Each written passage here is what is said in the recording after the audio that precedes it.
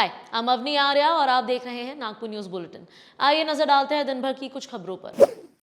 मंगलवार 22 नवंबर को कामठी के पास पहसाला में मैरी पॉस्पिंस एकेडमी स्कूल के सामने ही स्कूल के बस ड्राइवर अंबादास रामटेके ने लापरवाही से बस चलाते हुए 8th क्लास में पढ़ने वाले स्टूडेंट सम्यक कलम्बे को कुचल दिया था, जिसमें उसकी दर्दनाक मौत हो गई तो वहीं उसका भाई इसमें घायल हो गया था। इस एक्सीडेंट के बाद मैरी पॉस्पिन एकेडमी स्कूल पर भी लापरवाही के आरोप लग रहे हैं। सम्यक के मामा कैलाश वाहने, जो कि मानकापुर में रहते हैं, उन्होंने नेशन नेक्स्ट को जानकारी देते हुए बताया कि स्कूल बसेस और दूसरी गाड़ियों के लिए बिल्कुल पार्किंग की व्यवस्था नहीं है। सभी गाड़ियां सड़क पर खड़ी रहती हैं। उन्होंने बताया कि कई सालों से स्कूल के सामने की सड़क खराब है, जिसके कारण गाड़ियों से स्कूल पहुंचने पर काफी प्रॉब्लम्स होती है।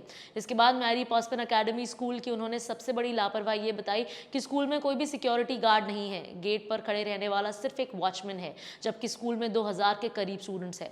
बच्चे के मामा के मुताबिक अगर स्कूल की छुट्टी होने के बाद स्कूल वैन्स और बच्चों को संभालने वाले सिक्योरिटी गार्ड्स होते तो शायद ये एक्सीडेंट को रोका जा सकता था। उनका कहना है कि स्कूल के खिलाफ सभी स्टूडेंट्स के पेरेंट्स में काफी गुस्सा है। कैलाश का यह भी कहना है कि स्कूल प्रिंसिपल से हमने सिस्टम इंप्रूव करने के लिए कहा ताकि ऐसा हादसा दोबारा ना हो, लेकिन उन्होंने इसका कोई भी पॉजिटिव रिस्पांस नहीं दिया। इस हादसे में जब एक्सीडेंट में पोल गिरा था तो उनके दूसरे भांजे को भी मार लग गई और उससे करंट भी लगा था। शनिवार को स्कूल के खिलाफ गार्डियंस के प्रोटेस्ट करने की जानकारी भी मिली है। नागपुर शहर में गुरुवार 24 नवंबर को एक मर्डर की घटना हुई है, जिसमें आरोपी ने दिन दहाड़े अपने ही साथी को चाकू से कई बार वार करके उसका मर्डर कर दिया। दिन दहाड़े गड्डी गोदाम चौक में हुए इस मर्डर के कारण वहां के लोगों में डर का माहौल है। हालांकि कुछ ही देर में पुलिस ने आरोपी को थोड़ी ही दूर रेलवे की पटरी के पास से गिरफ्तार कर लिया। आरोपी का नाम सत्येंद्र यादव है और मरने वाले उसके ही साथी का नाम प्रणय राजेश पात्रे है। पुलिस की जानकारी के मुताबिक आरोपी सत्येंद्र और मरने वाला प्रणय फ्रेंड्स थे। प्रणय कबाड़ी का काम करता था और आरोपी दूध बेचने का काम करता है। दोनों पर क्रिमिनल केसेस दर्ज है। गुरुवार सुबह 11 बजे के करीब प्रणय शराब के नशे में था और उसने सत्येंद्र को गड्डी गोदाम के सेंट माइकल स्कूल के पास बुलाया। इसके बाद दोनों फिर शराब पीने निकल गए। इसके बाद दोनों फिर गड्डी गोदाम चौक पहुंचे। इस दौरान प्रणय ने सत्येंद्र की बहन के बारे में कुछ गलत बातें कही और उसको गाली दी। इससे गुस्साए आरोपी सत्येंद्र ने उसके पास रखे हुए चाकू से प्रणय के पेट में वार किया। इसके बाद गले पर वार किया। इससे प्रणय काफी इंजर्ड हो गया।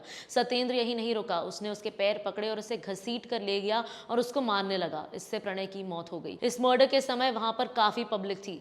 पुलिस को इस मर्डर की जानकारी मिलते ही पुलिस वहां पहुंची। पुलिस को पता चला कि आरोपी गड्डी गोदाम के सामने ही गुरुद्वारा की तरफ गया है। पुलिस ने वहां पहुंचकर आरोपी को गिरफ्तार कर लिया। 24 नवंबर गुरुवार को नागपुर के एम्स हॉस्पिटल में एक रैगिंग का मामला सामने आया है, जिसमें जानकारी ये है कि 7 स्टूडेंट्स को 6 महीने के लिए सस्पेंड किया गया है। जानकारी के मुताबिक इन स्टूडेंट्स ने रात में अपने रूम में फर्स्ट ईयर के स्टूडेंट्स को बुलाया था। इसके बाद इनका झगड़ा हो गया। इस पूरे मामले के बाद डीन ने इन्हें सस्पेंड किया है। इस मामले में एम्स के डायरेक्टर डॉक्टर विभा दत्ता ने कहा कि इंस्टीट्यूट में डिसिप्लिन के साथ रूल्स का पालन होना चाहिए। स्टूडेंट्स को डॉक्टर बनने के साथ साथ एक अच्छा इंसान बनाना भी जिम्मेदारी है। इस मामले के इन्वेस्टिगेशन के लिए कमेटी भी बनाई गई है। याद रहे कि डॉक्टर पायल तडवी ने सीनियर्स के परेशान होकर 2019 में सुसाइड किया था। ये मामला पूरे राज्य में उस समय गूंजा था। इस मामले में 3 लेडी डॉक्टर्स जेल भी गई थी। रैगिंग जैसे मामले एजुकेशन सेक्टर में न हो, इसके लिए सख्त कार्रवाई करने की जरूरत है। शहर के डॉक्टर के साथ साथ कई बड़े लोगों के साथ करोड़ों रुपए का फ्रॉड करने वाले अजीत पारसे से अब पूछताछ हो सकती है। अब तक पारसे बीमार होने के कारण बीमारी से बचता रहा। नागपुर के पुलिस कमिश्नर अमितेश कुमार ने बताया कि पारसे का इलाज करने वाले डॉक्टर्स ने पूछताछ करने के लिए उसे फिट बताया है। कुछ हफ्ते पहले ही पारसे के खिलाफ और एक कंप्लेन की गई थी। याद रहे कि पारसे शहर में सोशल मीडिया एक्सपर्ट के नाम से जाना जाता था। पारसे का भांडाफोड़ तब हुआ जब डॉक्टर राजेश मुरकुटे ने उसके खिलाफ कंप्लेंट दर्ज की थी। उसके बाद उसके राज खुलते गए। जानकारी के अनुसार पुलिस ने उसको अब तक गिरफ्तार नहीं करने की वजह से भी शहर में चर्चाएं हो रही थी। पारसे पिछले 1.5 महीने से हॉस्पिटल में इलाज करा रहा है। अब जानकारी यह है कि उसकी फिजिकल रिपोर्ट पुलिस को मिल चुकी है और ऐसे में अब उससे पूछताछ हो सकती है। शहर में कचरा फेंकने को लेकर आम लोग ही नहीं, बड़े बड़े हॉस्पिटल्स भी लापरवाही कर रहे हैं। नागपुर एनएमसी की एनडीएस की टीम लगातार इन पर कार्रवाई भी कर रही है। ऐसा ही एक मामला गुरुवार 24 नवंबर को सीताबर्डी में सामने आया है। यहां के प्लैटिना हॉस्पिटल पर 50,000 रुपए का फाइन लगाया गया है।